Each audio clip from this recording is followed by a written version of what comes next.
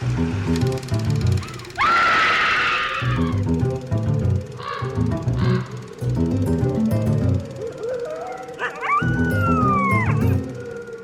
and welcome to a very special episode of Scream Scene, the horror movie podcast where we watch every horror movie ever made in chronological order, and then we rank them from best to worst. Except for this episode. This is our very first bonus episode on a horror-adjacent movie.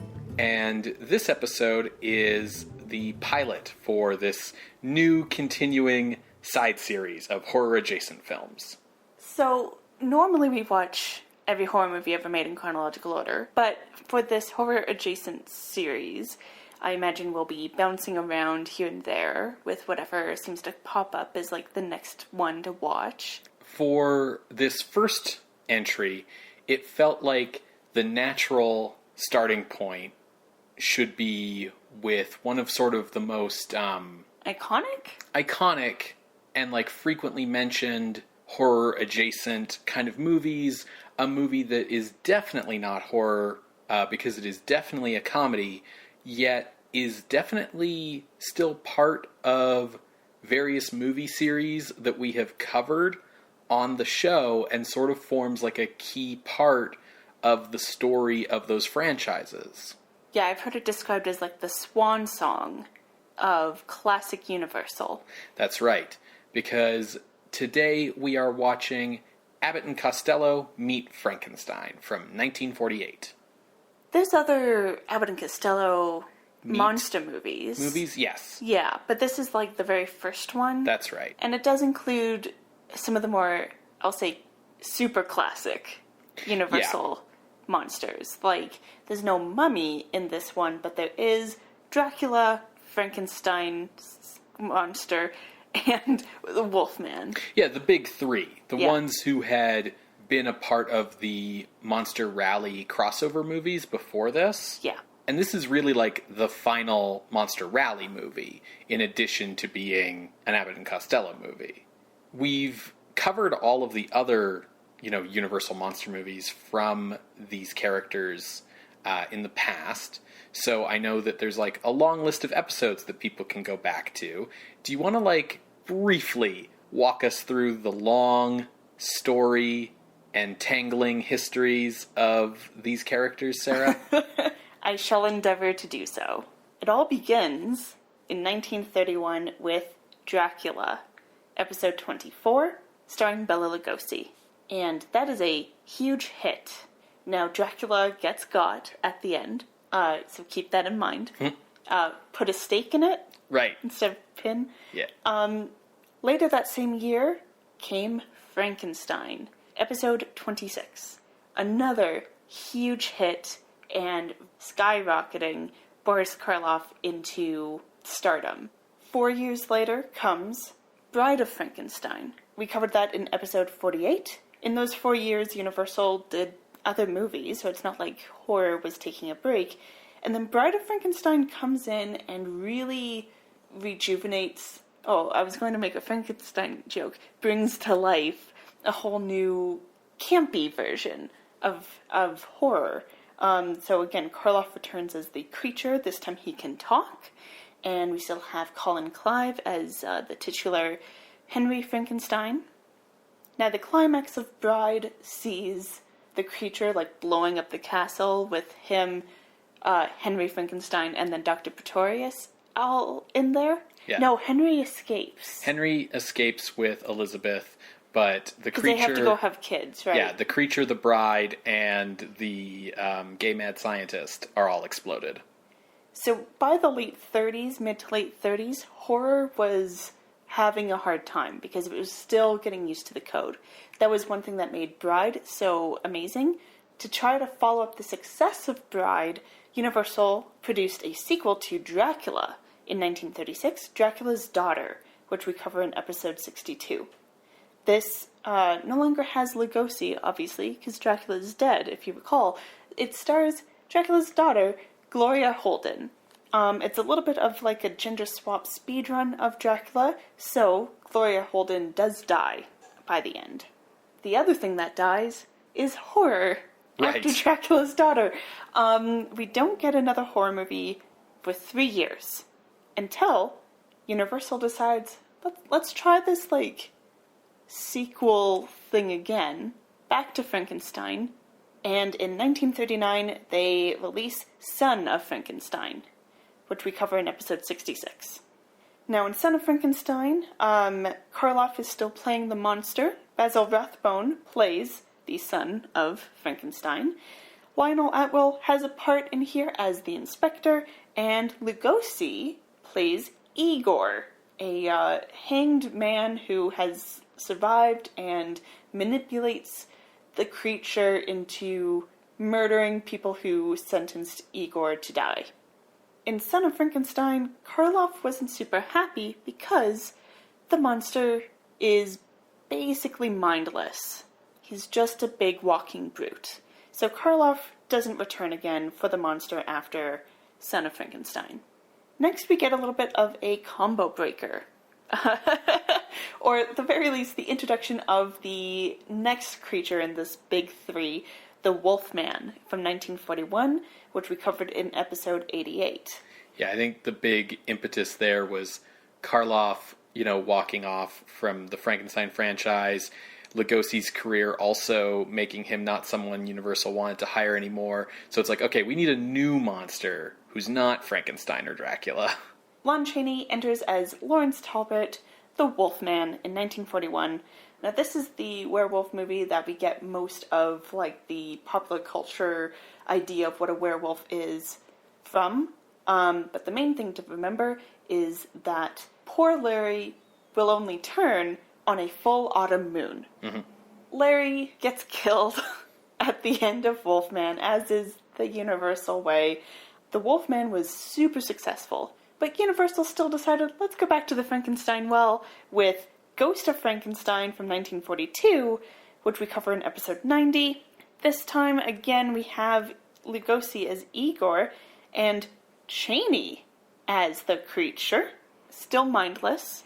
Lionel Atwill comes in again, but this time as the next mad scientist to lead the next Son of Frankenstein astray, Cedric Hardwicke. This movie ends with basically Lugosi's Igor getting his brain transplanted into the creature, but because the blood types don't match, he goes blind. And then, of course, castle, fire, blow up, whatever. Typical ending of a Frankenstein movie, the castle blows up. Yeah, the blindness is why popular culture Frankenstein monster walks with his arms out in front of him. Yeah. Yeah. Ghost of Frankenstein didn't do too well. Mm-hmm. So Universal's like, okay, well, let's shake things up and have one of our most popular monsters, the Wolfman, meet Frankenstein. And this occurs in the 1943 movie Frankenstein Meets the Wolfman, which we cover in episode 102. Chaney cannot come back as the creature because he's playing the Wolfman.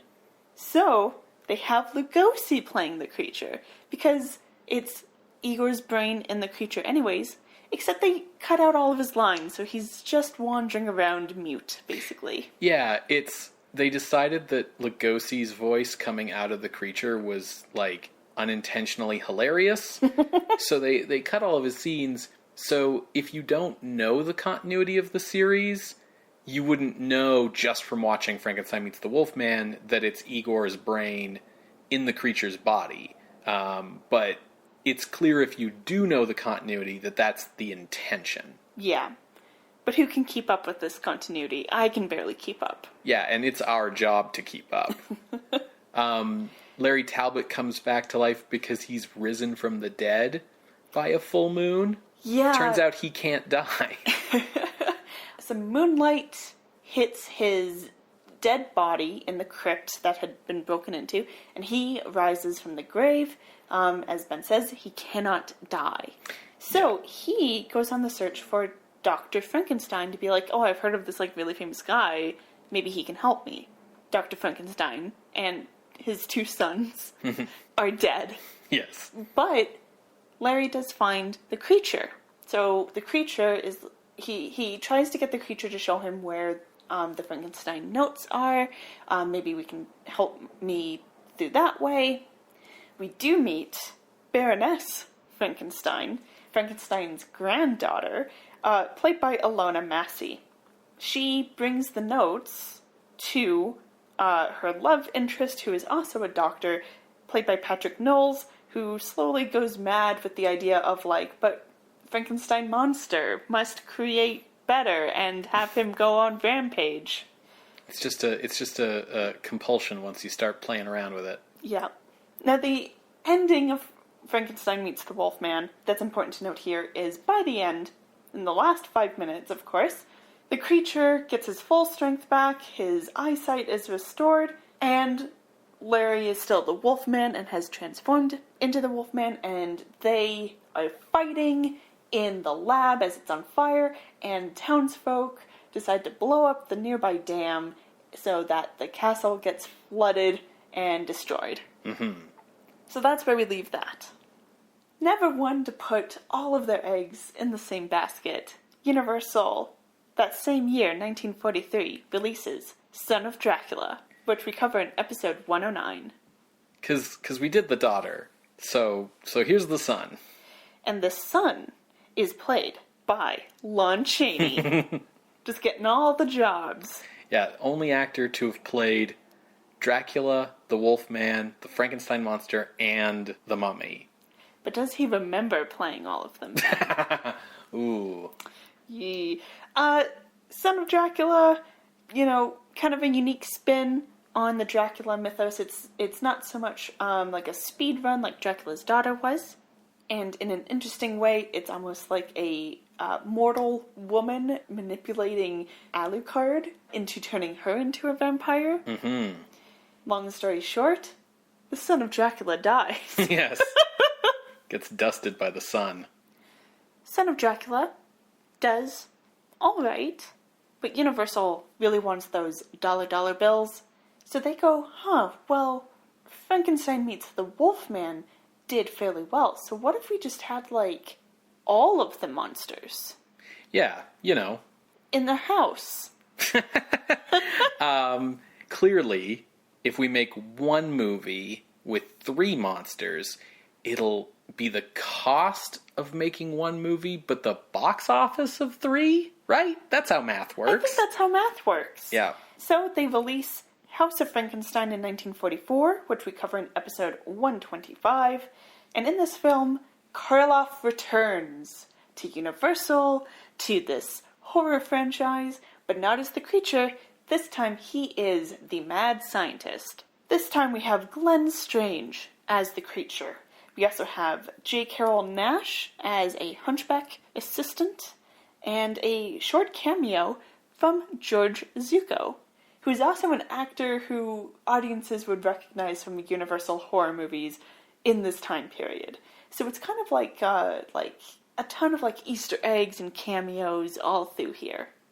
As far as like our big monsters in the house, obviously Frankenstein, the creature, Glenn Strange.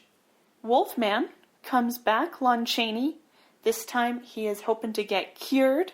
Well, I guess that was last time as well. Mm-hmm. It's his continuing sort of thing. Mission. Yeah. To explore strange new worlds. And Dracula comes back. This time, it's not his son, it's not his daughter. It's literally still Dracula, but this time played by John Carradine. Yeah, so he has a mustache and is very thin now. Just as charming.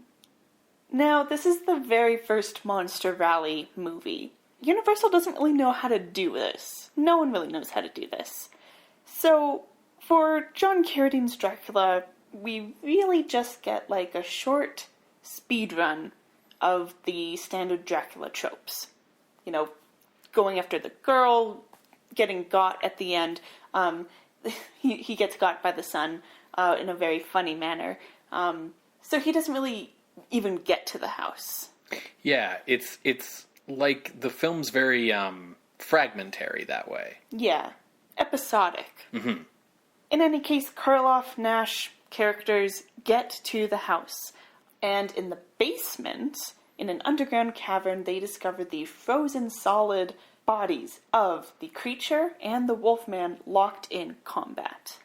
After defrosting, Wolfman, cure me, blah, and usual mad scientist, oh, the creature, bring him to full power, whatever. By the end of the film, he gets shot with a silver bullet and is killed. Oh, the villagers still create the mob and storm the castle and the lab, and the creature escapes into quicksand, dragging Karloff's doctor with him. Yeah, and Talbot dies in this one, right? But not for long, because the following year, 1945, we have House of Dracula, that we cover in episode 134. Despite seeing, in no uncertain terms, John Carradine's Dracula get demolished to ash, he returns as Dracula to enter his house. House of Dracula again brings together our big three. Dracula, Wolfman, and creature comes back. We are set at the house/medical treatment center of a not mad scientist, played by Onslow Stevens. Lawrence Talbot comes to him looking for a cure. Also coming to the house is Baron Latos, aka Dracula, at least a more creative name than Alucard, comes to, go after the girl, and they also discover in the nearby swamp Frankenstein's monster. Now, Lawrence is like, man, trust me, don't mess with this creature. But, scientific curiosity kind of sparks in the brain of Onslow Stevens. But, he's good, so he's not going to do anything weird. Except the method of trying to cure Lawrence Talbot is through blood transfusions. And with Dracula skulking around, Dracula, that is, transfuses some of his blood into our scientist. Yeah. It's not really clear why.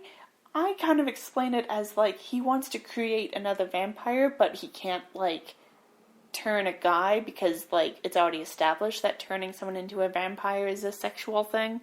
That's how I explain that. But in any case, our scientist goes evil, goes mad because of this Draculan influence. Right. Now, about halfway through the movie, Lawrence, the scientists, everyone kind of goes oh shit, this is Dracula. And they stake him, kill him, whatever, so he's done. Yet, the movie's still going. Because the evil influence through the blood is affecting the scientist such that he goes mad and decides, no, I'm going to bring this creature back to life. And Lawrence is like, fuck, not this again. He kind of goes along with it for a little bit because the idea for the cure is to basically swap brains? Yeah, it doesn't matter, I guess. It's a little overcomplicated, but yes, there's a bunch of other people involved in this as well, including an assistant who's a hunchback and wants to be in a normal body and all these other kind of things. The basic premise is that they're going to do some brain swapping, around a whole circle of people until everyone ends up with the body that they want. Yeah, it's weird. But Lawrence Talbot does get cured, and at the climax, the creature goes on a bit of a rampage.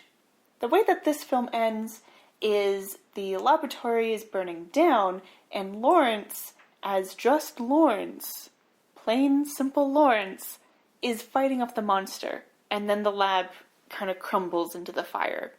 So it's almost like he sacrificed himself.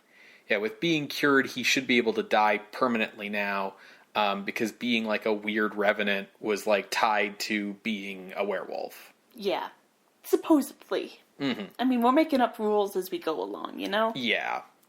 So that's the nearly 15 years of these big three, from episode 24 to episode 134. Mm-hmm. Now, folks, if you want to see the most up-to-date version of the rankings, head to screamscenepodcast.tumblr.com. But I will note that Son of Frankenstein is the highest ranked movie of the big three at number 13. Yeah. And the lowest is Ghost of Frankenstein at 93. Yeah, Ghost of Frankenstein's some tired ass shit. Yeah. And these are the rankings as of the end of January 2021. The thing about these, like, later movies in the franchise, starting with, like, Frankenstein Meets the Wolfman, is there's a very, like, predictable pattern to them. The creature gets discovered early on, but often is, like, sidelined because he's, like, needs to be rejuvenated by the lightning and stuff until the very end of the movie. Lawrence Talbot shows up. He needs a cure. He needs to either find a way to not be a werewolf again or find a way to die permanently or both. And he usually is rustling up the support of some sort of mad scientist who gets distracted by Frankenstein's monster and doesn't get around to curing Larry Talbot. And Dracula is there, but usually his plot lines are like just sort of completely separate. And then the Frankenstein monster gets revived in the last like 2 minutes of the movie to go on a rampage, fight Larry for a little bit, and have the castle blow up around them. And that's basically the same pattern through all of these Monster Rally movies, which means that even though they have Dracula, Frankenstein, and the Wolfman in them, there isn't actually a lot of interaction between the monsters because Dracula's plotline is usually separate from Larry Talbot's, and the Frankenstein creature only wakes up in the last like 2 minutes of the movie. For the most part, they're almost just like Wolfman movies, bookended by Dracula and Frankenstein's monster.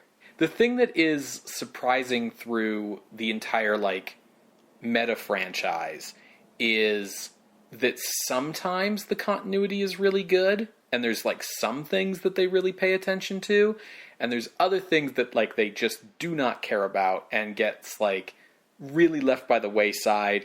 The status of like Frankenstein's castle and the last notes of Dr. Frankenstein sort of like there's always, even if the notes get destroyed, there's always like one more cache of like hidden notes in like one more like safe somewhere. Yeah, like he was like a fucking squirrel. Right. And like the lab and the castle and all of his like various places get destroyed like multiple times, but it's always like, oh well, this time it's the ruins getting like fully destroyed. And then it's like, right, but these are like, you know, and so yeah. And then of course, even if they are being careful about some of the continuity sometimes, like, you know, oh, this is the other son of him or whatever. Some stuff they just don't care about, like, oh, Larry Talbot's just back alive in this one, and stuff like that. You're really at the whims of the writer and director, what they were like, yeah, okay, cool, we'll just make it like that. I feel like most of the continuity for Frankenstein's monster as a character and the Wolfman as a character is fairly consistent, with some of the inconsistencies like easy to explain away.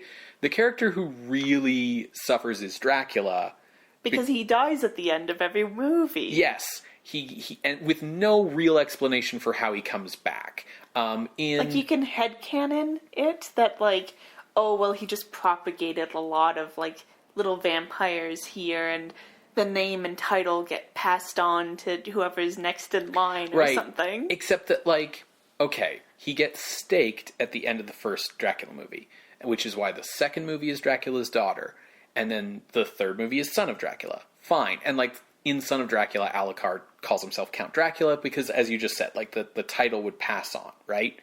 The problem comes in House of Frankenstein, where the way he's revived is they've got his skeleton on display in like a traveling circus kind of show, and when the stake gets pulled out, he revivifies, which is not like how that works, but it's fine. It's fine. This is the universal version of vampires.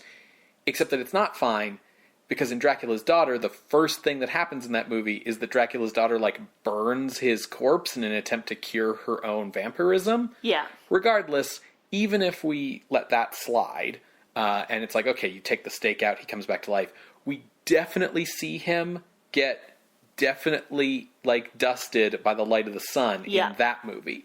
And if we want to make the headcanon that that's a different Dracula than Bela Lugosi because, hey, it's John Carradine, and that, like, the circus owner who's like, this is the authentic body of Dracula, just has like a body of a Dracula instead of the body of the Dracula. It still doesn't work with the fact that John Carradine's version of Dracula comes back again in House of Dracula. He's a twin. And is totally fine, and then gets Light of the Sun dusted again. Yeah. So I feel like Dracula's got the worst character continuity as like a single character trying to follow him like through these films. Yeah, it's universal. What are you gonna do? No one stays dead. So that's the Frankenstein portion of Abbott and Costello Meet Frankenstein. The people who we aren't as familiar with here on Scream Scene is Abbott and Costello. Yeah, I mean, unless people are like screaming with laughter. So if you don't know who Abbott and Costello are, dear listener, it's probably because you're not like 90 years old.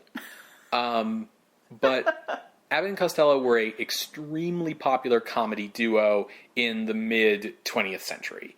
Like a lot of 20th century comedy duos, they consist of like one put upon, tall, sort of straight man, and one like more zany, causing all the antics, shorter, more rotund man.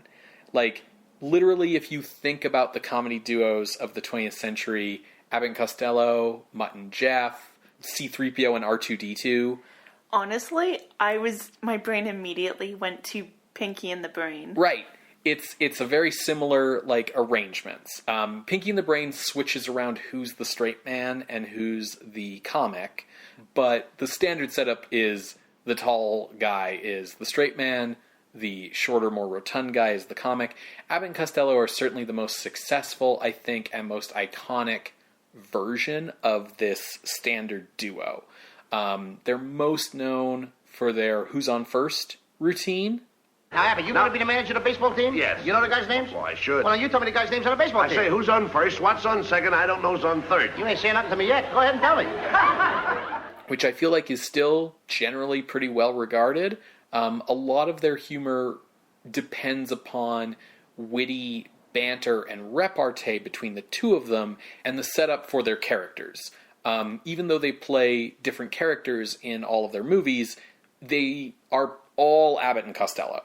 And Abbott and Costello have like a stock character profile for the versions of themselves that they play in their shows. Yeah. Sort of like the way that, Stephen Colbert has a version of himself that he played on TV that wasn't necessarily him. They have a shtick. And the shtick is that, Costello is childish and sort of gets into trouble. And, Abbott is sort of the one like sighing and being like, oh, what have you got us into this time? And it's this back and forth between them where Abbott gets like angry or frustrated about Costello like not understanding something very basic or getting them into trouble over something.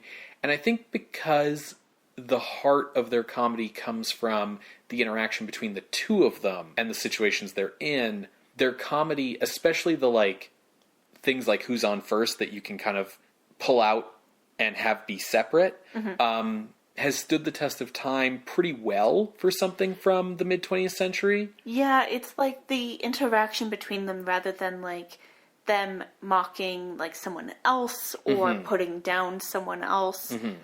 It's not so much like punching up versus punching down. They're just like punching each other. Yeah, exactly. I think probably the stuff about their comedy that maybe has aged the worst is that like there is a lot of jokes at the expense of Costello's weight, and that might strike like a modern day viewer as like a little insensitive. But for the most part, I think their stuff's aged pretty well. They had routines like Who's on First, of these back and forth banters that essentially could then be dropped into whatever story was happening in terms of like the overall movie. So I feel like they're almost really well suited for today's like YouTube era of just like watching bits and clips from movies like out of context. Sure. So tell me about either Abbott and or Costello. For sure. So William Alexander Abbott was born in New Jersey on October 2nd, 1897. His parents were carnies, first at the Barnum and Bailey Circus and later at like Coney Island. Abbott dropped out of school to work at Coney Island, and then he became a box office worker for burlesque shows. He married a burlesque dancer and rose up the ranks to manage his own burlesque show. He then started performing when he had to step in to perform as the straight man for the show when he couldn't afford to keep paying one. Listener, if you're not familiar with like traditional 20th century burlesque shows, like, yes, there's the striptease aspect that you're probably thinking of, but those striptease acts often were A, themselves comedic, and B, part of like a larger vaudeville sort of show with comedy like breaks between the stripteases and usually like an MC straight man who interacts with the burlesque performers and all of this other kind of stuff, right? Yeah. But I am picturing Abbott doing the like feather fan dance a little bit. That was his wife. Abbott suffered from epilepsy, and he self-medicated with alcohol. Oh, no. He did remain married to his wife for his entire life, until he passed away on April 24th, 1974. Louis Francis Cristillo was also born in New Jersey on March 6th, 1906, to Italian immigrants. He was a star athlete in high school.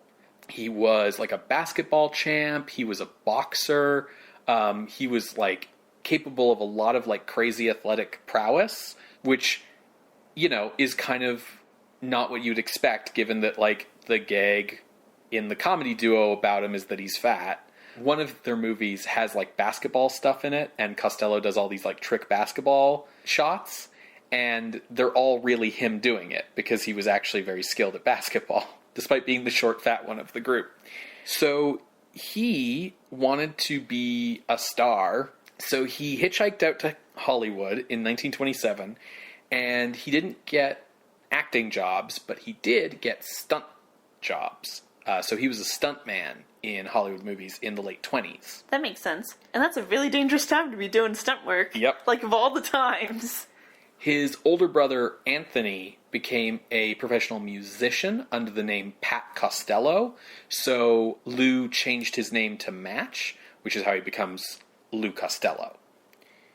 When talkies came in Hollywood, Costello decided that, like, in order for him to move out from being a stuntman to being an actor, he needed now to have like stage experience and be able to say lines and stuff. So he moved back out to the East Coast to get that stage experience. Where he ended up getting hired was in burlesque shows, where he started developing this career as a comic. In 1934, he married his wife, who would also stay with him until his death, who was also a burlesque dancer. They have a lot in common. Yeah, they meet on the burlesque scene in 1935. And at first, the first time they performed together is because the straight man who Costello had been working with got sick that night, and so Abbott steps in to be the straight man for his act. And, like, basically everyone, including their wives, are like, oh, you two, you guys, this is the thing. You need to be together. Yeah. So they become super successful as a comedy duo. They sign to William Morris, the talent agency, and they start booking radio appearances.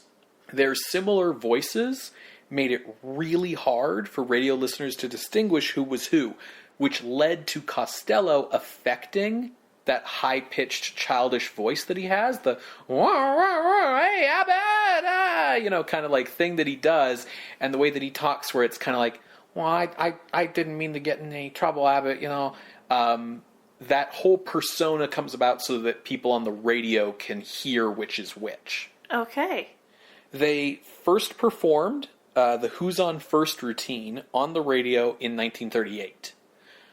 It would later show up in their first movie, One Night in the Tropics, but the best version of it is generally taken to be a version from the movie The Naughty 90s, which is like entirely based around baseball as being the plot. They had their own radio show on ABC from 1940 to 1949, and then when the movies came calling, it was Universal Studios who wanted to sign them on basically for a supporting part in the 1940 musical One Night in the Tropics. So the kind of thing where, like, they're the comic relief, right? They're the C-3PO and R2-D2 of this musical that otherwise has other stars, right? Sure. They stole the show. Like, absolutely the only thing people came away from that movie talking about was them. So that led to them being put in their own movies, their own starring roles. Starting with Buck Privates in 1941, where they are, like, Army privates, which made $4 million on a $245,000 budget. Holy shit. Yeah, so they end up making 4 more movies in 1941 alone at Universal. Shit. Because Universal's like, oh, hello, money. They make, like, movies where they're in the Navy. They make movies where they're in the Air Force. Oh my god, just repeating this formula. Yeah, absolutely. By 1942, they're among the highest paid performers in the United States. All their movies have been, like, massive hits. All 6 that came out in 1941. By 1943, things start to fall apart. Oh no. I didn't know things fell apart. I thought they were just always successful. Oh no. So, in 1943, Costello's infant son, Lou Costello Jr., dies in a drowning accident. Oh no. And then in 1945, the two men have this huge rift between them, which probably had been building for a little while. There was a lot of, like, back and forth on them of, like, how they were paid. They were always paid, like, the same amount, but, like, they you know, it was getting to the point where they were... I write the setup, you write the punchline. Mine's better. Like, mine's more important than yours. Yeah, and these kinds of things, right? So these rifts were developing, and what set off the main rift between them was that Costello had fired this, like, domestic servant from his staff, like a maid or a butler or whatever. I don't know what it was exactly. And Abbott hired that person. And Costello, like, was furious at him. Oh my god. So in their films in 1946, like, they make a bunch of more movies in 1946, but all of their scenes are separate. Like, there are Abbott scenes and there are Costello scenes. There are not scenes where they are together. Oh, so Yeah. I'm sure that, like, the groove is off. Oh, yeah, given that their whole comedy thing is their interplay. So their movies start failing at the box office. Yeah. Things start going downhill for them. They're not making the money that they used to. In 1947, Abbott patches things up with Costello. The way he does this is by opening the Lou Costello Jr. Foundation for Underprivileged Children. Oh. So they patch things up, and they want to sort of get back on track, basically. That's just, like, a really nice gesture. Yes. That's really sweet. Yes. So, by the time they made this film, they had made 21 movies in 8 years. Wow. Yeah. They survived the transition from Universal to Universal International in 1946 with the new owners and the merger, despite the fact that Universal International had that no B pictures policy, simply due to the weight of their financial success alone. So, like I said, by this point, they're not quite bringing in the amount of money that they once did. So this movie was kind of designed to be, in a way, their comeback. Now, they had done horror comedy before. In 1941, they had a movie called Hold That Ghost that was basically like a, haunted house goof 'em up. Spook 'em up? Spook 'em up, yeah. And while Universal International had put this moratorium on doing horror movies anymore, the feeling was that the classic monsters had kind of run their course. So even if you were going to make more movies with them, it made more sense for those movies to be a spoof. Like, doing a spoof seemed like the best way to get more mileage out of Universal's classic monsters. So it sort of was like a case of, Abbott and Costello's writers, because their movies were all written by, like, the same team. They had the same directors they worked with over and over again, the same producers they worked with over and over again. Their writers here, John Grant, Robert Lees, and Federico Rinaldo, it kind of was a situation of them going like, okay, what can the theme for the next movie be? What haven't we done before? What toys do we have in the toy box here at Universal for Abbott and Costello to play with? And it's like, oh, we have these monsters, and we're not doing anything with them. Like, it's not like we're going to fuck up, the prestige of their various movie series because Universal International has said no more. So if no one's getting to play with these toys anyway, like, let's do a spoof with them. Yeah. So they write up the story and the script, these three writers, and it goes through, like, a lot of different iterations. And, also being a comedy film, you can bet that, like, there's a lot of ad-libs that made it into the movie. They were rewriting pages on the day, all that kind of stuff. But when they presented, like, the final shooting script to be like, here's the movie, before shooting starts, Costello fucking hated it. Oh, no. He said that his 5-year-old daughter could do better. He was, like, not in love with this movie. But he really warmed up to it once they started shooting. And they started having, like, a good time on set. Oh, that's good. The producer of this movie is Robert Arthur, who got his start with film during World War II, being part of, like, the U.S. Army's, like, propaganda divisions. He produced 600 Army training films. Holy moly. So after World War II, he was like, oh, well, I know how to do this. I'm going to get a career in Hollywood. So he signed on with Universal after the war.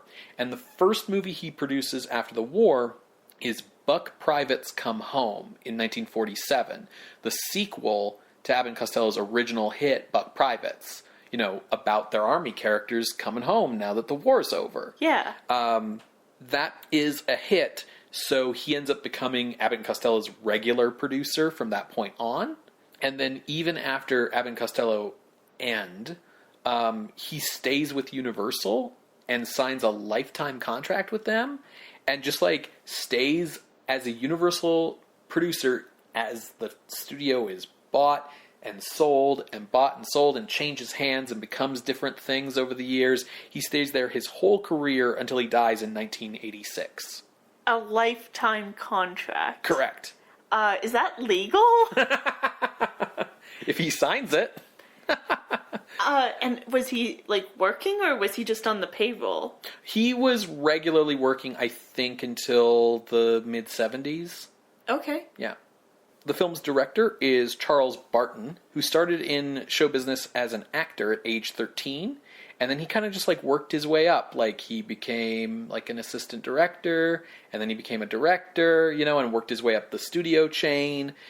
He first directed Abbott and Costello in 1946, and from that point on became their regular director. Their original regular director was Arthur Lubin, who directed the Claude Rains version of Phantom of the Opera.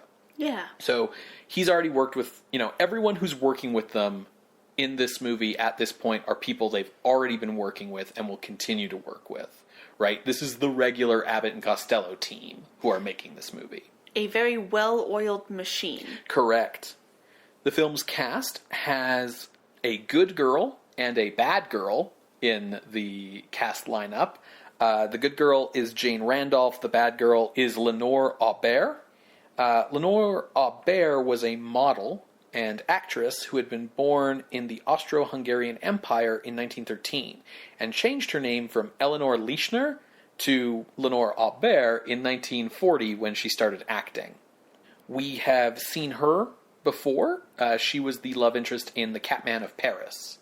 Jane Randolph is the good girl, and we have also previously seen her because she was the good girl love interest turned wife and mother in Cat People and Curse of the Cat People. Okay, cool. This would be her last film role. In 1949, she divorced her first husband, who was also her agent. Oh. And then she married a wealthy, like, Spaniard who was, like, descended from, like, a wealthy, noble Spanish family. Damn. And she retired to go be a socialite in Spain. I mean, I don't blame her. She divorced him in 1966 and just lived in Switzerland until her death at age 94 in 2009. 94. Yep. So, Abbott and Costello Meet Frankenstein reunites the big three. So we've got Frankenstein's monster, Dracula, and the Wolfman in this picture. Once again, Lon Chaney Jr. would play Larry Talbot. He had been fired by Universal in 1945, and his contract sort of torn up due to difficulties working with him caused by his alcoholism. So here they are hiring him like as an independent, basically, to come back and play this role.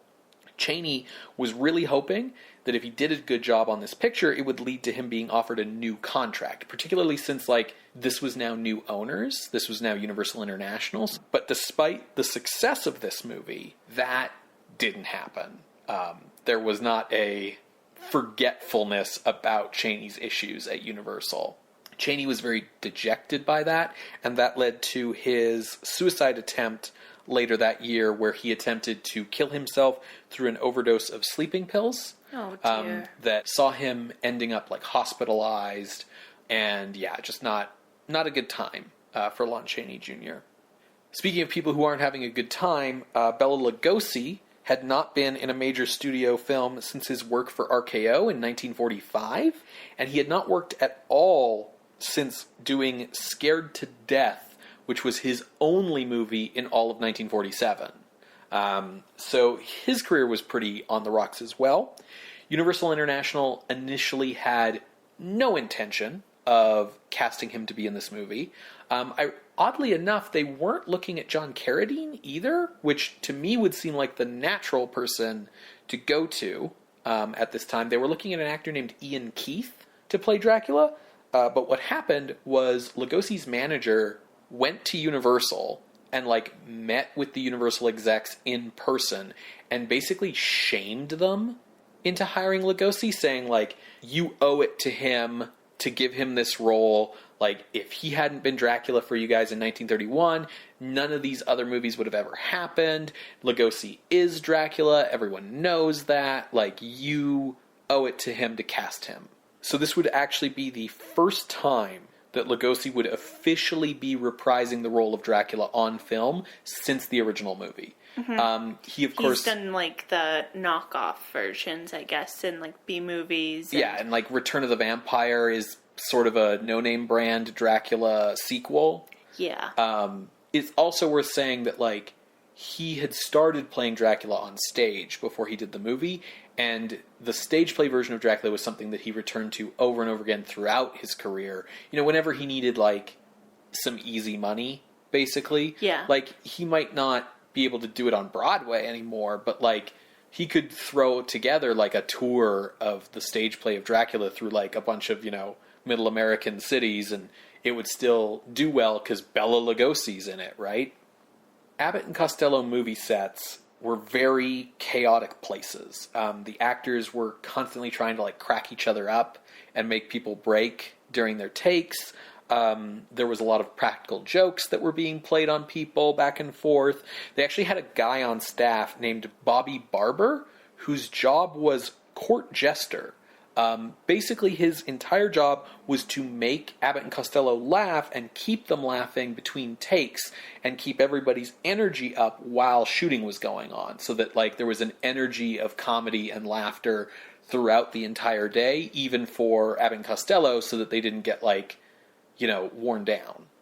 That is really interesting. Did other comedies or like comedy duo movies have a role like this? I've never heard of any other movie having something like this, so I think it's just something that like they weren't like Bobby Barber wasn't on payroll with Universal. Yeah, he was on payroll to Abbott and Costello. Like they were paying him to come and do this on their movies. Lugosi did not take kindly to this set. He was not impressed. The ad-libbing, you know, on various takes threw him off. The zany antics angered him. He apparently spent most of the time shooting this movie just glowering at everyone with disgust. Like, he did not enjoy this attitude. At one point, he got super fed up when Bobby Barber like, was walking around in Lugosi's Dracula cape and, like, impersonating Lugosi's accent. And Lugosi declared, "We should not be playing while we are working," and then just stormed off the set. Yeah. He told a New York Times interviewer that what he was happy about making this movie was that he was playing Dracula straight. So the monsters in the movie are played straight like they would be in a normal horror movie, and it's Abbott and Costello who are doing, like, the zaniness. So the zaniness is happening around Dracula, but Dracula himself is still Dracula. And that was really important to Lugosi because Lugosi was concerned about his image not being tarnished by doing the film. Yeah. Ironically, because this film ended up being so successful, Lugosi would end up seeking out horror comedy farces to do after this, even though he didn't enjoy making this movie. So he did Mother Riley Meets the Vampire in 1952, and Bela Lugosi Meets a Brooklyn Gorilla in 1953, which were both, like, cheap crap and bombed, but were made because he was trying to tap into the success from this movie. This, Abbott and Costello Meets Frankenstein, would be Lugosi's final film at a major studio. Mm-hmm. Glenn Strange reprises his role as the Frankenstein monster from the previous Monster Rally pictures, and ironically, this movie gives him more screen time and more to do than, like, any of his previous appearances as the monster. He gets to talk for the first time as the monster. He's active through the whole story and not just brought to life in the last minute to have a house fall on him. It kind of breaks the narrative mold for the creature and lets Strange actually do more as the creature. Unlike the previous Rally films, in Abbott and Costello Meet Frankenstein, the plot lines of all three monsters connect and intersect, and they all interact with each other because it's centered on Abbott and Costello. It's the three monsters are something that are happening to Abbott and Costello. And so they're finally all doing stuff together, which is what you would think people had wanted from the Monster Rally movies all along. Like, in a weird way, this movie's better at being a Monster Rally movie than the straight ones. Yeah.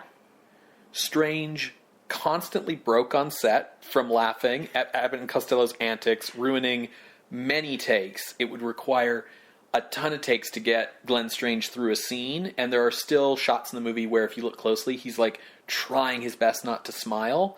This caused a bit of a problem. So, the Universal International merger had seen makeup man Jack Pierce squeezed out of the studio, and they replaced him with Bud Westmore of the illustrious Westmore family. Now, to replicate Pierce's designs in this movie, Westmore used the new and faster method of creating foam latex appliances, which Pierce had always resisted. So in this method, you could make, the various things, like the Wolfman face or the Frankenstein head, as, like, single, like, rubber pieces that could sit and wait for the actor to arrive in the morning, and then you just had to apply it, right? So for Strange's Frankenstein monster in this movie, the entire flat top headpiece was a single rubber appliance that was then, like, affixed to Strange's head. And, in order to make the seal from his own forehead to the fake forehead, look good, the entire piece was watertight. So after hours of these ruined takes under the hot studio lights, by the end of the day, the sloshing sound of the sweat that had built up within the headpiece became audible on set. Oh my god! Like, he would turn his head side to side and it would sloosh, sloosh, sloosh. Oh my god! That's not real. That is true. No, that's so gross. Oh my god. Now, the other thing about this raucous set is it led to multiple accidents and injuries. Nothing serious, but just like the kind of things that happen when people are trying to pull zany bullshit antics all the time. At one point, Strange fractured his ankle. So, for one scene, Lon Chaney stepped in to play the monster again. Oh. So there's one scene in this movie where Chaney's the monster. Okay. Boris Karloff refused to have anything to do with this movie. He had had enough of Universal. Very much so. But the studio ended up convincing him to do publicity for the film. By convincing, do you mean paid copious amounts of money? Yes. So Karloff was paid to do, like, publicity stunts, like show up at a theater to buy a ticket so that he could be photographed buying a ticket, or, like, photographed, you know, standing next to the poster and, like, pointing at it, or, like, doing radio interviews where he's like, oh, yeah, you should go see the new Abbott and Costello Meet Frankenstein. I give it my hearty endorsement as the former and most famous monster, you know, kind of thing, right? The conditions of doing all this publicity for the movie was that he would not appear in the film and that he would not have to watch the film. What did he do with the tickets he bought? It was all, I mean, he fucking threw them in a trash bin. They cost him a dime. He's Boris Karloff. He paid for them with the money Universal paid him to show up and buy the ticket. So Abbott and Costello were paid $105,000 each for their appearance in this film, which went $33,000 over budget. Not the worst. So it had a final price tag of $800,000. And for comparison, House of Frankenstein, that had a budget of $350,000. Oh, so like almost 3 times as expensive. Yeah. Which again, you know, like a fourth of that was Abbott and Costello's salaries, but like... Still. The movie was a huge hit. It made $3.2 million at the box office. Wow. It revitalized Abbott and Costello's careers. It did not revitalize the monsters' careers. Yeah, they're just the toys to be played with, unfortunately. Exactly. Now, seeing the success of this movie must have changed Boris Karloff's mind about Abbott and Costello, because he would appear in the follow-up, Abbott and Costello Meet Boris Karloff the Killer. And then after that, they would do Abbott and Costello Meet the Invisible Man, which is teased at the end of this movie when Vincent Price shows up as the voice of the Invisible Man, reprising his role from The Invisible Man's Return. Then they would do Abbott and Costello Meet Dr. Jekyll and Mr. Hyde, where Karloff would play Jekyll and Hyde, the one time that Universal did a Jekyll and Hyde movie. And then finally, there was Abbott and Costello Meet the Mummy, where they meet Karis and Ananka and the gang. There were other Abbott and Costello Meet movies as well, like Abbott and Costello Meet Captain Kidd, who was played by Charles Laughton, but they were not like these horror crossover ones, so I'm just mentioning the horror crossover ones. Yeah. So this movie has been released several times on home video. It's very widely available. You can get it on its own, on DVD and on Blu-ray, or you can get it as part of the Universal Monsters Legacy Collection on Blu-ray. It's also available in the Frankenstein Legacy Collection, the Dracula Legacy Collection, and the Wolfman Legacy Collection. I mean, it makes sense. They all come in. And then it is also on the Best of Abbott and Costello Collection Volume 3, as well as the Abbott and Costello Complete Universal Pictures Collection. So, with such a wide-ranging availability on DVD and Blu-ray, you can also expect that it's pretty easy to find online. You can rent it on iTunes, Google Play, the Cineplex Store, the Microsoft Store, and YouTube. So, pretty much everywhere. Cool. So the fact that it's Volume 3 of the Best of Abbott and Costello is not necessarily a reflection on this movie, but more a reflection on how much there is of Abbott and Costello. Yes. So the thing that kind of spelled the end for Abbott and Costello at the end of the day was a few factors. The acrimonious sort of relationship between the two of them continued to get worse over the years, just from like the strain of working with the same person every day for like 20 years. Yeah. Their movies started making less and less money. Universal eventually dropped them in the early 1950s. So their later films were produced by their own production company and then like released through like United Artists and stuff like that. One of the things that was responsible for their decline was overexposure, because they had like at least 2 movies coming out every year. They had the radio show, and then starting in 1951, they had their own TV show as well. The other thing was changing tastes in comedy. One thing that's pointed to a lot is the arrival of the comedy duo of Dean Martin and Jerry Lewis in 1955, with a kind of new style of comedy that would, you know, continue into the 1960s. That kind of more like laid back sort of style. Finally, the duo broke up after an incident at Errol Flynn's house. Now, this was not the sole cause of their split. This was sort of a straw breaks the camel's back kind of moment. But Errol Flynn had invited, and like Errol Flynn's a bastard, so Errol Flynn had invited Abbott and Costello and their wives and their families to his house for like a party, and he had told them that he was going to show them some home movies from like his like, you know, trips or whatever around the world. And as a joke, what he put on was hardcore pornography. Yeah. And then, you know, he was like, oh, how did that get in there? Right? Abbott and Costello, instead of turning on Flynn and being like, oh, he's playing a joke on us, each assumed the other had pulled the switch as a practical joke, because like they're the 2 comedians in the room. Pulling practical jokes on each other is the thing that they do. But like this time, like their wives are there, their kids are there, like it's their whole families. So each blamed the other and wouldn't speak to each other again. Oh, I know you said that that's like the straw that broke the camel's back, but like it wasn't even the other person. Yeah, it sucks.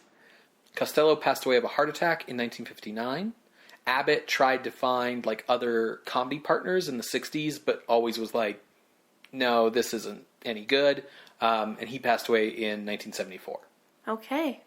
Well, folks, if you would like to watch along, Ben has shared how to do so. You're going to hear a brief musical interlude, and when we come back, we will discuss Abbott and Costello Meet Frankenstein from 1948, directed by Charles Barton. See you on the other side, everybody.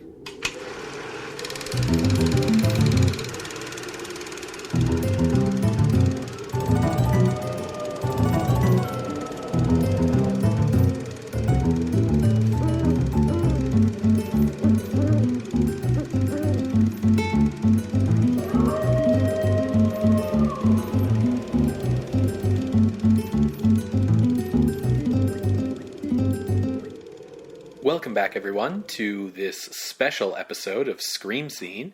We just finished watching Abbott and Costello Meet Frankenstein from 1948, directed by Charles Barton. Sarah, I think you had a good time. Yes, lots of laugh-out-loud moments. Yeah, this is not the first time seeing this movie for either of us. We've seen it before. But the fact that I still found quite a lot of it funny, yeah, really speaks to how much fun there is in this movie, how much enjoyment you can get out of it. Yeah, I think there's like a certain kind of horror fan, and I mean, we're talking kind of in a bit of a narrow niche now, because like, you already have to be a horror fan who knows and likes the Universal Monster movies, but there is a kind of fan who feel like this movie ruined those characters, because like, oh, their star had fallen so far that like they were in this bad little spoof movie. Kind of the same sort of person who like shits on the Adam West Batman or that kind of thing. And I can understand that, but like, this movie's fun. This is a fun movie. You should go see this movie. Yeah, and like, we're not laughing at the monsters. Right. We're laughing at Abbott and specifically Costello being like chased by them and having to like deal with these monsters. Yeah, exactly. The creatures we see in this movie, the big 3, are very true to form. Like, I think you could make the argument that maybe Dracula is out of his mold, because he's almost like taking on a little bit of a mad scientist role Yeah, here, I mean- but he's still Dracula. Carradine's Dracula sort of started going in that direction in House of Dracula, right? Where he got involved with the mad scientist in that movie and was getting into, like, let's revive the monster for these reasons and all that kind of stuff. So I feel like that's continuing on from Carradine's version.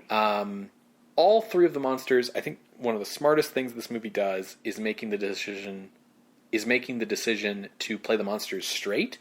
You know, Chaney, Lugosi, Strange, they're all just doing the roles as they normally would. And I think what that does is it makes the movie a fun romp rather than something where we're punching down at the horror genre. Yeah. And Like- it also is, I mean, like, we'll get to the plot summary, but the feeling of the romp is an apt one to describe here, Ben, because it changes it up enough that, like, I don't feel like it's a slog. Yeah, this movie is fun. Yeah. And, like, honestly, it is better at what it's doing and a better Monster Rally movie than the two House movies. Like, maybe not... And definitely Frankenstein meets the Wolfman. I was just about to say maybe not better than Frankenstein meets the Wolfman, but it doesn't really matter because we won't be ranking this. This is true. But, like, what I mean to say is that the other two movies, the two House movies, are very repetitive. And the only thing they really add from Frankenstein meets the Wolfman is Dracula, and Dracula's, like, not super involved. And in this movie, like I said in the intro, all of the monsters' storylines are connected, and they all interact with each other, and you get a lot more, I think, of what you probably wanted from the Monster Rally movies, even though this is a comedy, because all you really want from these movies is to see the monsters interact. Yeah. Right? And be in a movie together. Like, you don't go to King Kong versus Godzilla to see those two monsters not do Fight. anything. Yeah, with each other. Exactly. Yeah. But let me tell people what it's about. Oh, sure. That's probably a good first step. We're getting ahead of ourselves. Very much That's so. how much we liked this. It was just like, yeah, let's just dive in. So, Abbott is playing a character named Chick, who I sometimes hear as Jake. It's definitely Chick. Yeah. And Costello is playing a character named Wilbur. They work at a shipping company, and they receive a call from a Larry Talbot in London about 2 crates. And Talbot urges them, no, don't deliver these until I get there. I'll be there in the morning, before he turns into the Wolfman on the phone. Now, Wilbur, who answers this call, thinks that it's the person who ordered these crates, Mr. McDougal, and so is surprised when Mr. McDougal arrives, like, 5 minutes later for the crates in person.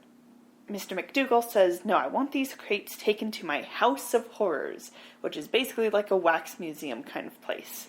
While Chick and Wilbur are getting those boxes organized, McDougal shares to Sandra, Wilbur's sweetheart, that in the boxes are the original Dracula and Frankenstein's monster himself.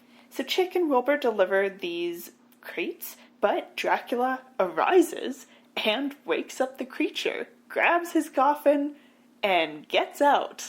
McDougal says that, like, he got Dracula and the Frankenstein's monster real cheap from a European dealer.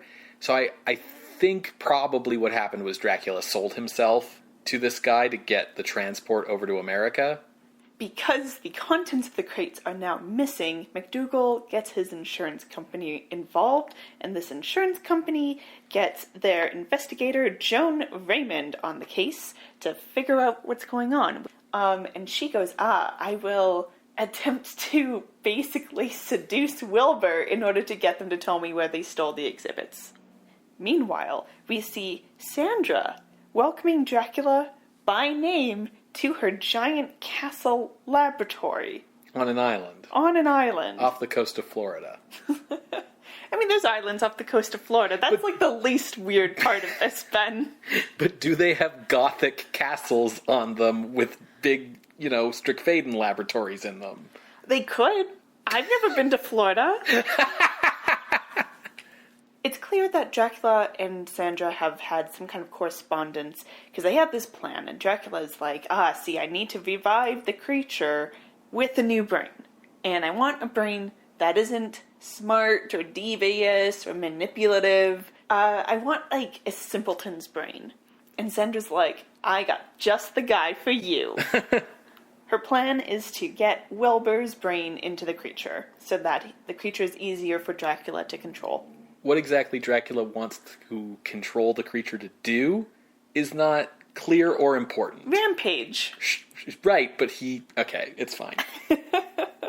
There's also a Professor Stevens at the house, and he doesn't know anything about this plan, and is in fact getting suspicious at the amount of Strickfaden equipment getting delivered. He is best sort of thought of as Dr. McHandsome. Yeah. Now, Talbot has made it to America, and he goes to Wilbur and Chick, and he's like, we gotta find these guys. Like, Dracula's going to be doing this shit. And Wilbur's like, oh, fuck, yeah, I know, I saw them. And Chick is like, you both are crazy, whatever. And to his credit, Talbot does say, like, I turn into a wolf man. And they don't really believe him, but they're like, yeah, okay, whatever. You're crazy too.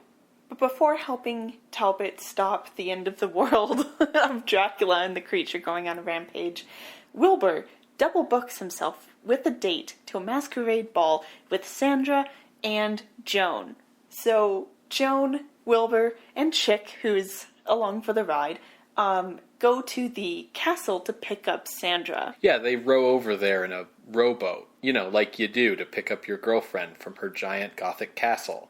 Yeah, that's the gentlemanly thing to do, Ben. While at the castle, Sandra finds out that Joan is an insurance agent, and Joan finds out that Sandra has Dr. Frankenstein's notes. Another copy. Another copy. Wilbur also gets a call from Talbot because there's a lead that Dracula and the creature are at this castle. Yeah, Talbot basically found out that, like, a lot of Strickfaden equipment was getting delivered to, like, this weird Gothic castle on an island in the middle of nowhere, and he was like, aha!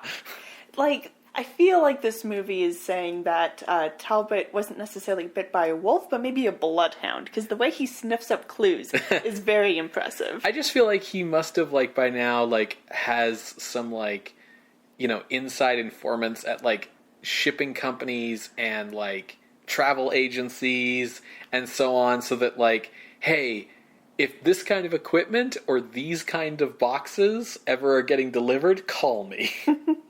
Now, Sandra is getting cold feet. She's like, the insurance agency is on to us. We should slow down.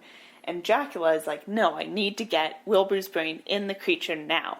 So he bites and hypnotizes Sandra into going further along with the plan. Yeah, she might have gotten turned into a vampire, considering that we never see her in the daylight ever again.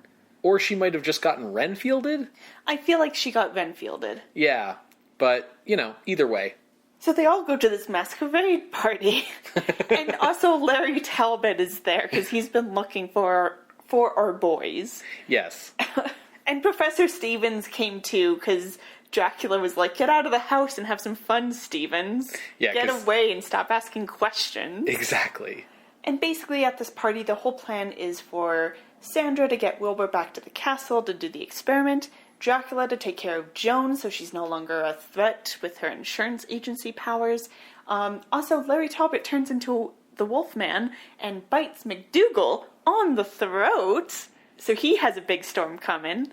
And the next morning, Talbot and Chick realize that Wilbur's been taken, whatever, so they head to the castle to rescue everyone. Yeah. With Stevens. Stevens is also coming.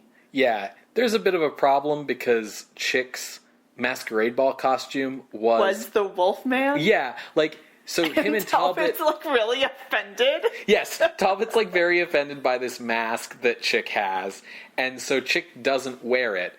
But they're in the same outfit, like the same black dress shirt. So when Talbot transforms and attacks McDougal, McDougal assumes it was Chick? Yeah, because they've been having fights, having words all night. Yeah. At the castle, they all manage to rescue Joan, but Wilbur is back in the castle for his experiment. Chick and Larry head in, busted up. Chick accidentally knocks Sandra unconscious, and Larry begins to free Wilbur, just as he turns into the Wolfman at every inopportune time. As the Wolfman, he starts fighting with Dracula and, like, chasing him through the house like an angry terrier.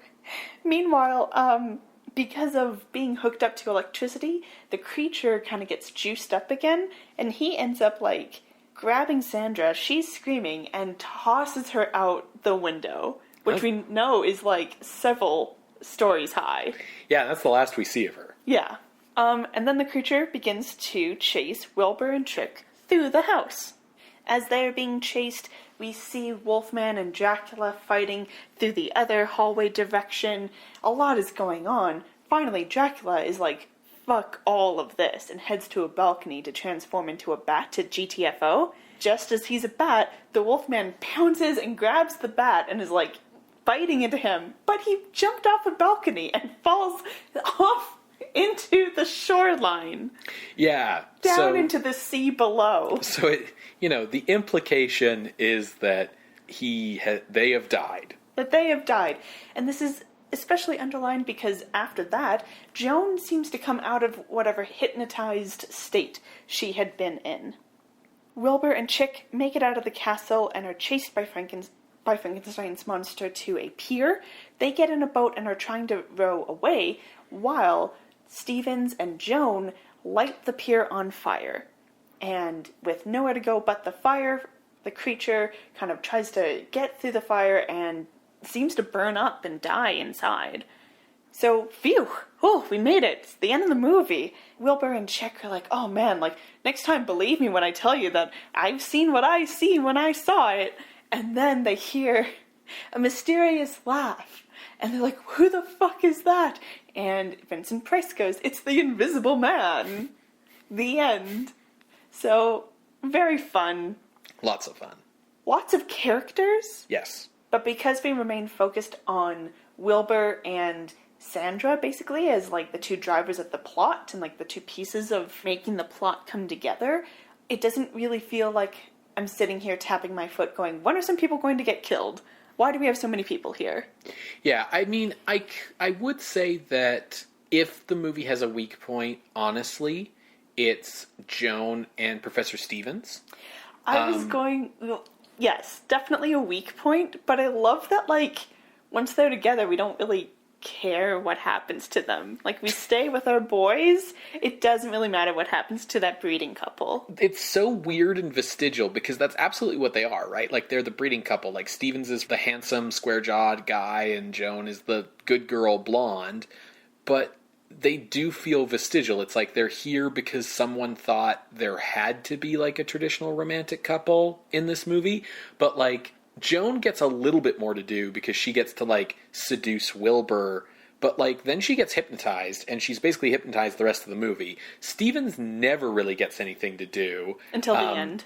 Yeah, and even then, like, not much. Like, yes, he's the one who burns up the creature, but, like, if you think about their actual roles in the plot, like, you could take both of them out and it wouldn't change anything. Mm-hmm. Like, the only thing that Joan really accomplishes is she kind of, like, spooks Sandra into not wanting to, like, go ahead with the plan so quickly, which is why Dracula turns her into a thrall. But, like, if Joan wasn't involved, they would have gone through with the plan on Dracula's original timetable, which is what they do anyway once he makes Sandra a thrall. And once Joan's hypnotized, she doesn't really do anything in the story other than get rescued by Stevens at the end, who doesn't really do anything through the story either because he's just sort of suspicious, and then he rescues Joan at the end. You could take both of them out of the movie and nothing would change. But here's the thing. With them there, it really underlines how much you can see a classic Universal movie going on in the background that Abbott and Costello have just stumbled into. Very true. And I think the thing that makes the movie work on kind of like in two ways is the presence of Abbott and Costello. One... Which makes sense. It's like their movie. That's right, why it makes it work. Mm-hmm. But yeah, tell me. So, like, one, they're a focal point for everything else to revolve around that is a big part of why all the monster stuff feels way more connected than in previous movies. Because in House of Frankenstein and House of Dracula, each monster just sort of had their own separate storyline that would be like loosely linked by whoever the mad scientist was that time. Because there wasn't really any protagonists is the problem, right? You just had these three monsters and a mad scientist, but no one who was really like a central figure. This movie has a central figure for everything else to revolve around, which makes the monsters work a lot better. And also helps them remain threats. Yes, exactly. Additionally, I think one of the things that makes the fact that there are so many characters work is the majority of them are already known types to the audience, right? The audience already knows Dracula, Frankenstein, and the Wolfman's deal. And if you didn't, there's some, like, helpful exposition near the start of the movie to tell you.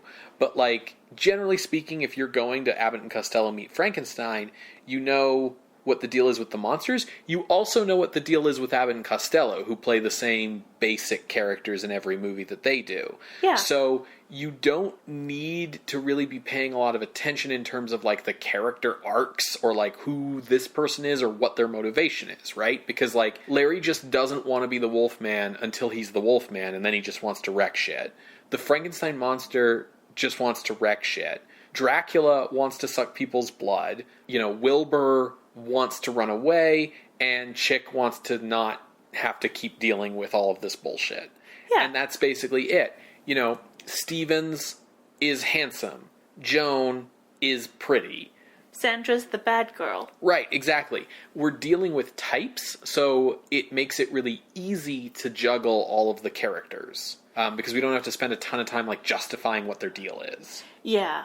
I think what also really makes this movie work is that the people behind the scenes, like behind the camera, understand where the comedy is, which is with our dynamic duo, not with, like, the tropes they're playing with. Yeah, we aren't really, like, all of the Universal monster movie tropes are here. We've got the big castle, we've got the laboratory, we've got the fog, we've got all of the things that you would expect. They do everything. They do Lugosi's hypnosis stare. They do The basement lagoon. Right. The turning walls. Yes, Talbot looking at the moon and transforming. And being sad, and then having really good transformation sequences. Yeah, the Frankenstein monster lies on a table that he then gets up from. Like, And throws someone through a window. everyone does all the shtick.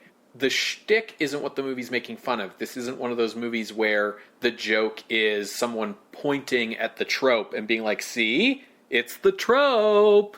Or even being like, isn't that dumb? It's the trope. Right. The funniness is in seeing, you know, basically the fish out of water of putting Abbott and Costello into a Universal horror movie. Yeah, like I said, like I think that makes it really work. Like, the lighting is really good. The cinematography and directing is really good. The sets and everything, they all feel, I guess, authentic is the word I'm looking for. The funny thing is that because this movie has a higher budget than the real Monster Rally movies did, because part of the point of the Monster Rally movies was honestly to be spending less and less on those movies in an attempt to get, like, a bigger return on investment, some of the stuff here looks better than it looked in the last couple of movies. Like, There's some new stroke fade-in equipment we haven't seen before. the lapse dissolve transformations for the Wolfman look better than they have in several movies. Yeah. The animation for Dracula turning into a bat is better than it's ever been.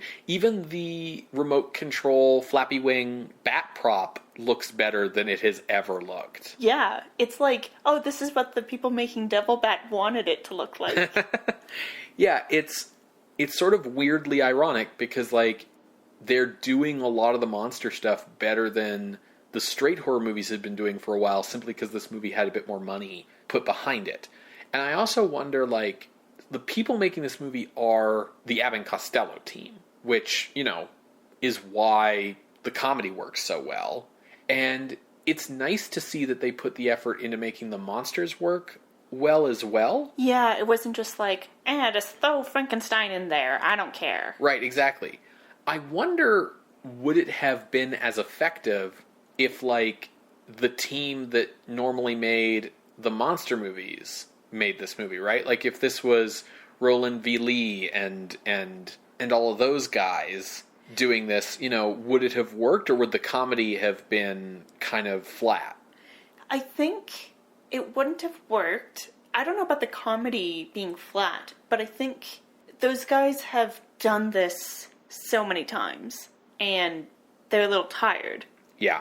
Abbott and Costello's group have never really done, at least as far as I know, have never really done something quite like this. So they are fully and on display having fun with these toys. Yes, I think that really comes across, right? Like, they are having a blast getting to play with Dracula, getting to play with Frankenstein, getting to play with the Wolfman. And I think you're on the money about the monster movie team having kind of gotten sick of it and tired of it by the end, where, like, you just couldn't feel... There was no spark of inspiration anymore. It was just going through the motions every time and filling in the blanks on the formula. And here, they're doing a lot of really fun stuff just because they can. Yeah.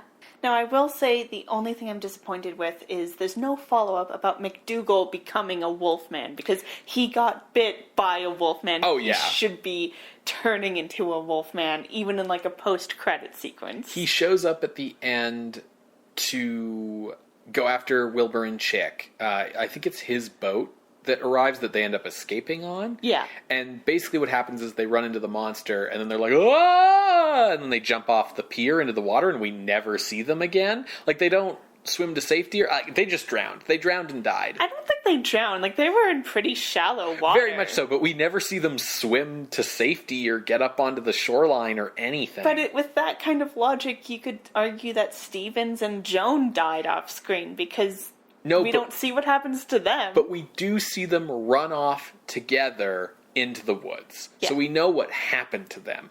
They went and fucked in the woods. Right. The last thing that happens to McDougal is he jumps into water, which he never rises up again from. Now, if I go into the woods and nothing happens to me there, I will still be alive.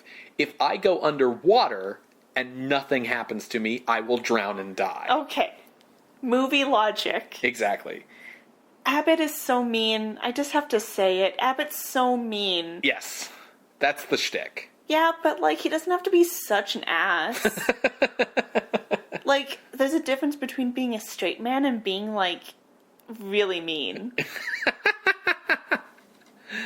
Yeah, but that's the deal.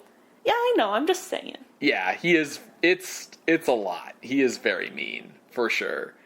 I think all the classic monster actors do a good job here, but I think in particular, you have to single out Lon Chaney for, like, bringing just as much pathos to the role of Larry Talbot as he ever has. Like, even if his return to both life and lycanthropy are in no way explained, he's playing Larry Talbot just as he did in the last several movies, right? Like, he's just going, as well as the first time. Yeah, he's going for the pathos. He is still this tragic, pathetic figure. There's still a lot of really uncomfortable undertones given the fact that he himself suffered from alcoholism. Yeah, the way that his character is able to switch from being like, oh god, I'm like a tragic figure, and then when, like, Costello makes a joke of like, oh, you turn into a wolf at midnight, so does like 30 million other guys, and the way that Talbot will, like, grab him by the coat to be like, you don't fucking understand. Yeah, like, Talbot's not in a comedy film, right? So he's reacting to Abbott and Costello like they're making fun of this horrible tragedy that is his life, and he has no patience for it whatsoever. Yeah, it's great. Yeah, he's really good. There's a bit where they lock him into his hotel room at night, and Oddly enough, they do the best job, I feel like, of locking him into his hotel room that anyone has ever done. Yeah. And they come the next morning to check on him, and the whole thing's, like, trashed, and he's, like, lying on the ground, passed out. And they go, like, oh, wow, what a bender this guy must have gone on. And, like, I was, like, a little uncomfortable. Yeah. Yeah. Lugosi's also really good. Yeah, I think... It's really nice to see him back in the Cape, TBH. Yeah, Lugosi's really good. It would have been really fun if he had been in the previous Monster Rally movies. Like, Carradine's fine, but, like, it sucks that this is the other time Lugosi played Dracula on film, officially, right? Yeah. Dracula feels slightly off in this movie, only because he's having to do a lot of his own dirty work. Like, watching Dracula cart around the monster on a gurney, or having to, like, open doors for himself, or, like, carry things for himself, is a little strange. It's the fall of the aristocracy. Yeah, for sure. It's 1948, you know, things have not gone Dracula's way. But it's still a little... odd. Yeah. But, you know, he can still do the stare, and he can still do the, hand gestures just as well as ever. Oh man, when Costello, like, mimics him and the hands he does, it's so fun. Yeah, that's the thing, is, like, the gags in the movie are funny. Like, it's more slapstick than witty banter, but the dialogue gags are still fun. The slapstick is very well done. The movie does the whole horror comedy shtick very, very well.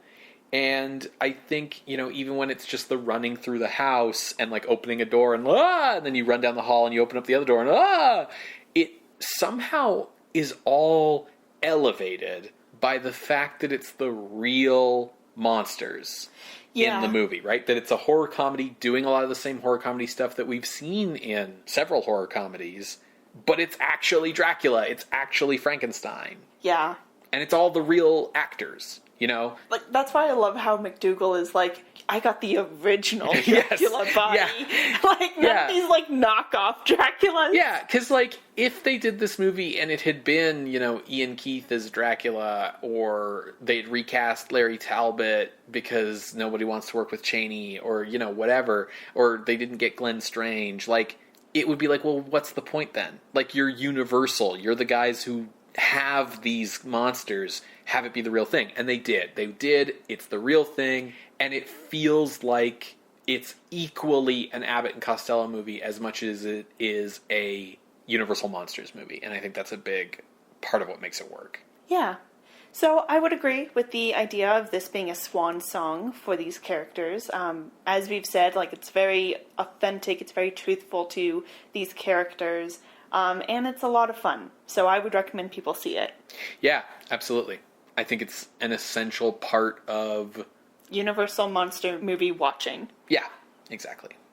Well, folks, thank you so much for joining us for this fun horror-adjacent episode, the very first one ever. Thank you to our patrons on patreon.com/ScreamScenePodcast for supporting us and enabling us to be able to do a bonus episode like this. We will be doing these types of bonus horror-adjacent episodes every month and shared to the public. So, if you want to see more of these, share the Patreon with your friends and help promote the podcast. Like I said, we wouldn't be able to do this without you. If you would like to listen to any of the many episodes that we mentioned today in the intro, you can do so by heading to our website, screamscenepodcast.tumblr.com. There, you can send us an ask or an appeal on a ranking by using our appeals box, or you can get in touch with us at screamscenepodcast@gmail.com if you want to shoot us an email, or you can yell at us on Twitter @_screamscene. We will see you next week, creatures of the night. Bye! Bye!